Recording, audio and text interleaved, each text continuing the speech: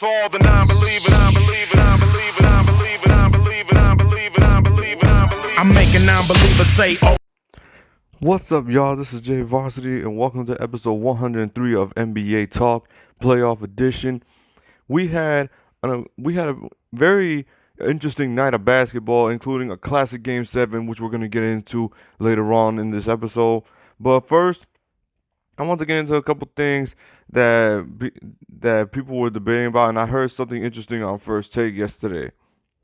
So apparently, I didn't watch the post game interviews after the Heat and the Bucks game 1, and apparently Giannis was asked a question about not taking the challenge of guarding Jimmy Butler, and apparently he took it to quite a bit of offense from what I've heard. And he basically told the reporter that how could you ask me something like that, that he's basically doing what his coach asks him to do. Well, I'm going to give my opinion on that real quick, and that is if you were basically voted in as the defensive player of the year, and you're the reigning defensive player of the year as of right now, so according to everybody in the league, you're supposedly one of the best defenders in the league. So, and the way Jimmy Butler took off in that game 1, as I stated in my last video, he basically everybody but Giannis was defending him. You had Chris Middleton defending him. You had George Hill trying to defend him. You had Marvin Williams trying to defend him. You had everybody but Giannis guarding Jimmy Butler. And he was making shot after rhythm shot. And that's what is kind of bothering people, that Giannis didn't step up to the challenge. Me personally, I think it's not an obligation, but it always feels good to see when the star player just wants to take on the challenge of trying to shut down the hot offensive player. Like, you always want to see that selfishly as a fan, because it just brings out that inner competitive spirit that these players have. And I don't know. I don't know how. I feel like Giannis should have took the challenge. As a Heat fan, I'm kind of glad he didn't take the challenge, because he has pretty damn long arms. So I don't know if Jimmy Butler would have got half those shots off of over Giannis, but that's also a case of why Giannis should have guarded him. He has longer arms. He's decent against guards. He could protect the rim, and who knows if Jimmy Butler would have even got 2 or 3 of those shots off, because of how much his length would have bothered him. But who knows what adjustments the Bucks will make in game 2, and let's see if Giannis responds to the criticism he's been getting about not accepting the challenge. But in the comment section below, I want you guys to tell me, do you think Giannis should have accepted the challenge of guarding Jimmy Butler? And do you think that in game 2 that he should take the challenge of guarding Jimmy Butler? Because obviously we've seen how Jimmy Butler gets when he gets hot, and it's obviously he's unstoppable.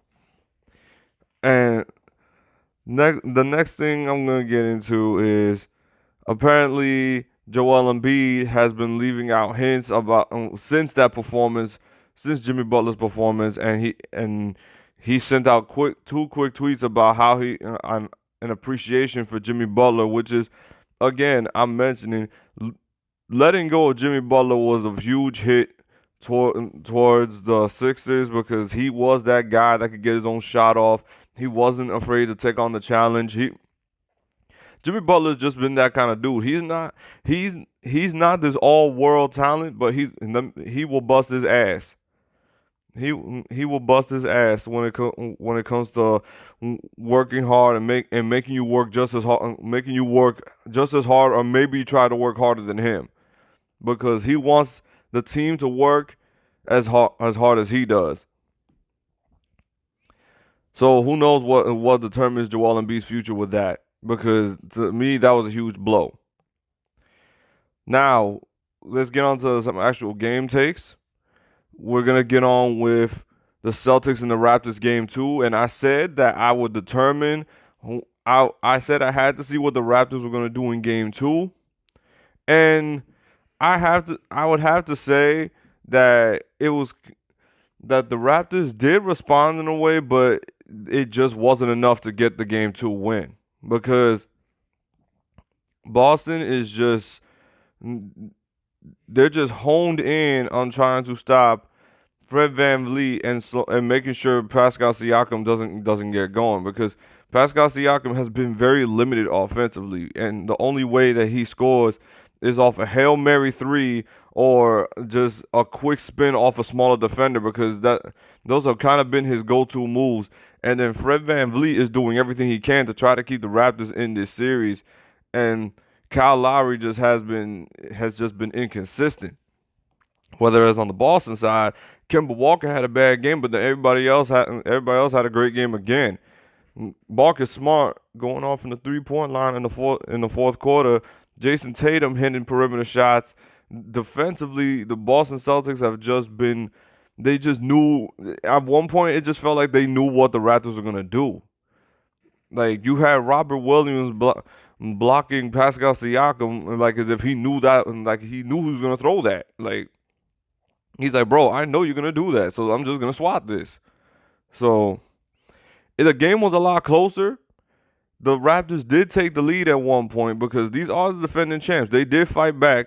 They did get the lead at one point, but eventually the rhythm slowed down and Boston just got the momentum back and they just started hitting perimeter shots again. And that's just been the problem when it comes to the Raptors defense. They can't slow down the Celtics perimeter shooting. Whether it's Kemba Walker, Jaylen Brown, Jason Tatum, Marcus Smart, and then you gotta throw in Sammy Ojeleye at that in that mix also because they're just lighting it up from the 3, and that's really hurting the Raptors, and they gotta make some serious adjustments. And their bench hasn't really been doing much. The Raptors bench has not been doing much. I get on the Celtics for the depth, but they're putting up more production than the Raptors bench right now. I'm being serious. The Raptors are in serious trouble right now. If they don't win game 3, this is going to be a problem. Like, they're supposed to be the defending champions. Now I understand you went down in a tough game 2, but then based on how you performed in game 1 and then how you gave up the game in game 2, it's starting to ring some alarms, bro. There's some red flags coming in, bro. Like you can't come in here and just basically just nonchalant try to win game 2, and then Boston's fighting. They're fighting with you, and they're not giving this game up. Like I said, Kemba Walker was having a horrible game. He was having a horrible game, and he was the one that put the game away. I don't care how bad of a game Kemba Walker's having. You need to have a defender on him. I barely saw anybody on Kemba Walker. So our reigning defending champions are in some serious trouble. They need to step up, and they need to play a lot more aggressive. They need to play like as if this might as well be them down 3-0 right now. They might as well play like as if they're down 3-0 and just let everything all on the floor because this is desperation. Because a lot of people have these low expectations of the Raptors because, Kawhi's gone. Pascal Siakam can't be that dude. They spent the whole season trying to get Pascal Siakam to be that go-to guy. And so far in these playoffs, it's just not showing in this second round. Because this is why I say a series playing a team like the Brooklyn Nets, it's very misleading. It's very misleading because you're not playing against a great defensive team that knows how to adjust. The Brooklyn Nets, yeah, they gave them a small bit of a run for their money, but come on, the Brooklyn Nets barely had a team in the first place. But I don't know what I'm gonna see from Toronto, but I need to see something from Kyle Lowry. I need to see more from Norman Powell. I need to see more from Marc Gasol because Serge Ibaka is doing fine. OG Anunoby is doing fine. Fred VanVleet is doing fine. I just need to see more from everybody else. if they tend to even make the conference finals, they need to put up a fight in Game 3. They really do need to put up a fight in Game 3. Now, write down in the comments section below, who do you think is going to win Game 7 between Oklahoma City and the Houston Rockets tonight? Like I said in my previous video, I think Houston is in some serious trouble. And I looked at the update yesterday, and Russell Westbrook is still going to be on a minutes restriction tonight. And to tell you the truth, that's not a good sign. Because I don't think Westbrook is right whatsoever. I don't think Westbrook is 100%. I think the Houston Rockets could be in some serious trouble if they are not lights out from the three-point line from the jump. If they are not 100%, like if they're not effective from the three-point line, and I'm not talking go perfect from three because that's never going to happen, but if you don't put up at least a decent number of threes made, then this series could be absolutely over for them, because Oklahoma City is going to take advantage of every missed three in this game. I'm telling you right now, Chris Paul is going to be a dog. This Oklahoma City Thunder team are going to be a bunch of dogs going after this Houston Rockets team.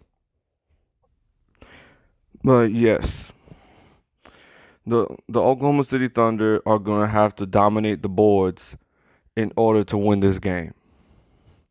They need to dominate the boards, attack. They need to go into the paint, and they need to take advantage of every turnover from the Houston Rockets, because this is going to be this is going to be somewhat of a grind out game for the Oklahoma City Thunder. The Houston Rockets standpoint, I think this all relies on how effective Russell Westbrook is going to be. If Russell Westbrook doesn't immediately show an impact in this Game 7, then James Harden's going to have to step up to the plate, and he's going to have to put on the performance of a lifetime in this Game 7. Because obviously, both teams have different motives to win this series. Oklahoma City obviously would love to upset the Houston Rockets after everything that they've went through in the past couple of years, and legacies are going to be on the line in this game. Legacies are going to be on the line in this game. CP3's legacy is CP3 in this game is going to try to make a statement that they made a mistake trading for Russell Westbrook, and James Harden has to basically do the carrying, because, like I said, we have to see how effective Westbrook is going to be in this Game 7. But yeah, write in the comments below also, who do you think is going to win Game 7? And speaking of Game 7s, man. Did we have a finish in last night's Game 7? I can't believe the series between the Utah Jazz and Denver Nuggets is over. That was by far one of the best series that I've seen in a long time. You had two young star players going at it, and they were just giving on performance after performance after performance. You had two 50-point games, a 57-point game. One of those games where both of them dropped 50. You knew we were due for a classic. Now, Game 7, one thing you gotta expect for Game 7s. Game 7s are always sloppy. Game 7s are always sloppy, and what I mean by that is, when people look at Donovan Mitchell shot 6 for 20. Jamal Murray shot 7 of 19, or whatever it is. You got to expect those kind of efficiencies. You can't rely on analytics and shooting in a Game 7. You just got to hoop. And that's basically what both teams were doing. They were both hooping. Now, at one point, the Denver Nuggets were slowly starting to dominate Game 7, and in the second half, the Utah Jazz made this great comeback, hitting perimeter shots, getting defensive stops, shot clock violations. The one thing that I loved seeing was Donovan Mitchell guarding Jamal Murray, and that was by far that showed heart. That showed heart, and Donovan Mitchell was not letting Jamal Murray go anywhere, and that was really nice to watch. That was really nice to watch. Two competitors going at each other, and they were doing a great job. They were doing a great job in the second half trapping Jamal Murray, and that was starting with Donovan Mitchell guarding Jamal Murray instead of Royce O'Neal. That that was a great adjustment that Utah had, and it was working the majority of the time. It was working the majority of the second half. It even got them the lead at one point. And you saw the excitement with Donovan Mitchell and Rudy Gobert after play after play after play. And then Denver was making a run of their own. Jamal Murray was making layups. Jokic came to play in this game 7. He came to play. He was not gonna let them lose. And that's the difference. That That's the difference. And I used to get on Jokic's case about him be giving the ball in close games in the fourth quarter, but he shut me up at least this game. He shut me up this game. They he saw Jamal Murray was having a rough night, and he basically said, "Hey, give me the ball. I'm gonna make something happen." And he went to work. He went at Rudy Gobert. Rudy Gobert and Jokic were going at each other in this game 7. This was a classic. This was a classic. And for it to end on a Jokic jump hook, like wow. And then Donovan Mitchell on the final possession, he tried to force something. He had 15 seconds left on the clock. You had 15 to 17 seconds left on the clock. He could have slowed it down a little bit so they could have at least got something. But I guess the heat of the moment, he wanted to tie the game so quickly, and it was just too much. There was too many people. There was too many people swarmed in the area that he wanted to go in, and he lost control of the ball. And I know I know he was thinking about that. He was probably like, damn. He's like, damn, that literally cost the series. Then Mike Conley getting one last shot after Torrey Craig misses that layup. Oh my God! If that ball would have went in, because he had a good look. He had a good look, and for that to go in and out, oh my! And it must hurt your soul it must hurt your heart when you see Donovan Mitchell. He has his hands up like is about to go in, and when that ball rims out and he just falls straight to the floor, that was like, wow. I was just amazed. That game 7 was everything I thought it was gonna be. I knew it was gonna come down to the wire. Now, yeah, Jamal Murray and Donovan Mitchell didn't get 250 balls, but man, did they play their hearts out. They played their hearts out, and it just shows that this is gonna. If both of these guys stay with their respective franchises, these two teams are gonna be competing for a very, very long time. And Michael Porter Jr., let's not forget, he had an impact in this game 7. He had a very big impact in this game 7. He was playing defense, getting on the boards. He was getting shots off. That was great. That was really great to see him step up in a game 7 for these young guys in the league. And to me, the league is in great hands after what we just saw. And I love the respect that Jamal Murray and Donovan Mitchell have for each other. It's respectful. It's respect for the competition. Because it's not like they want to team up or anything like that. They have respect for each other, but they want to kick each other's ass. Like that when they're on the court, they want to kick each other's ass. They don't want to play together. They want to kill each other on the court. But it's just I just love the respect that they have for each other, and the coaches amazing job with the coaching adjustments between Quinn Snyder and Mike Malone. Two great coaches going. That was a series between them two also. I hope we get more of this in the future.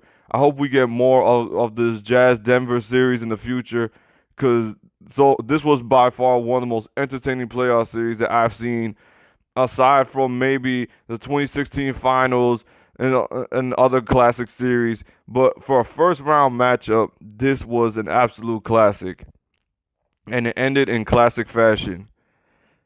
I don't know what else to say about it. What did you guys think? What did you guys think of Game 7? Do you think that Utah Jazz could have made any more adjustments? Do you think Denver just got away with it?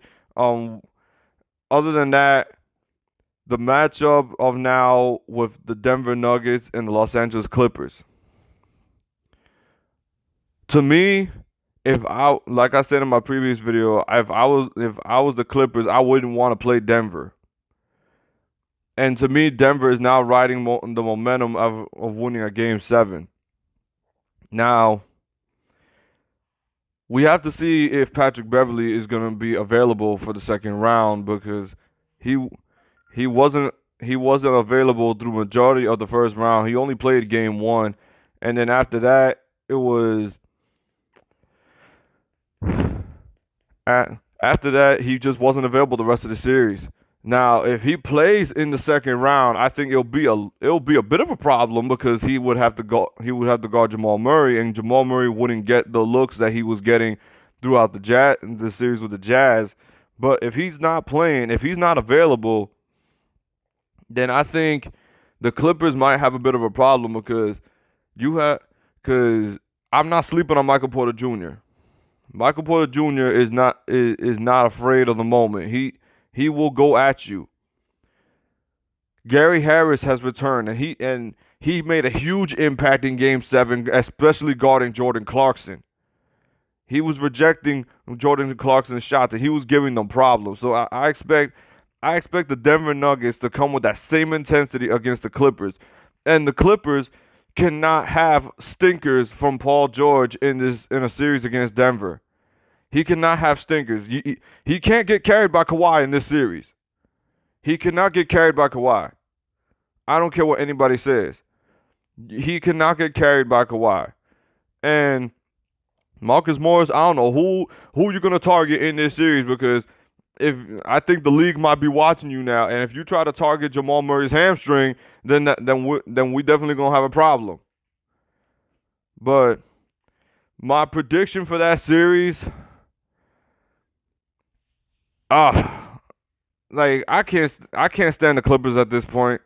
I really can't stand the Clippers at this point. I don't hate this team, but they're making it really, really hard to not like. They're making it really hard to like them. But I like Denver right now. So I'm gonna have to say, actually, you know what? I'm not even gonna give my pick. I'm not even gonna give my pick, because I'm tired of people getting their feelings hurt, and they try and it's certain individuals that think that I'm too biased. I'm too biased against the Clippers. I like Denver, though, I would have to say. But like I said, in the Clippers, the Denver Nuggets cannot allow Kawhi Leonard to just get easy looks. They can't allow him to play one-on-one. They need to play that. They need to find a way to trap him. They need to try to find a way to trap him and Paul George, and they need to try to make the others beat them. And when I mean the others, they need to try to make guys. They need to make guys like Landry Shamet, Victor Zubac. They need to make them the primary playmakers, and guys like Marcus Morris, because if Kawhi is going off, the rest of the team is going to follow along with him. And Kawhi has just been on a tear since the playoffs started. And like I said again, Paul George cannot be pulling off stinkers against the Denver Nuggets. He really can't. Denver has too many great defenders. They have too many great players. They are great in transition. Their perimeter shooting is really good. Putting Jeremy Grant in the starting lineup was a great adjustment for Denver. It helps them defensively, and now with Gary Harris back, you're adding another great defender. To me, I think the Clippers might have their hands full against Denver. As a matter of fact, I'm just gonna give my take. Denver in 6. I'm gonna say Denver in 6. I just don't like the Clippers. So you can't blame me. I just don't like the Clippers. The Clippers are becoming very unlikable. And I could give less of a damn what people got to say. To tell you the truth, I can give less of a damn. I think Denver is going to be riding a great momentum, and I don't think we might have the Battle of LA this year. I don't think we're going to have the Battle of LA in the conference finals. I think it's going to go Lakers Nuggets in the conference finals. I'm sorry to burst everybody's bubble and disappoint everybody. They want to see the Battle of LA, but I think it's going to be Denver Lakers in the conference finals. Anyway, that's it. That's all. That's it for this episode. Write down in the comments who you think is going to win the series between Denver and the Clippers, and tell me what you think about it. Tell me who you think going to win Game 7 between Oklahoma City and the Houston Rockets. Was Giannis wrong for not taking the assignment of guarding Jimmy Butler? And should he be worthy of being Defensive Player of the Year after not trying to guard Jimmy Butler? Anyway, that's it. That's all. Like, comment, subscribe, and hit the bell if you like basketball content. This is your boy Jay Varsity, and I'm out. Peace.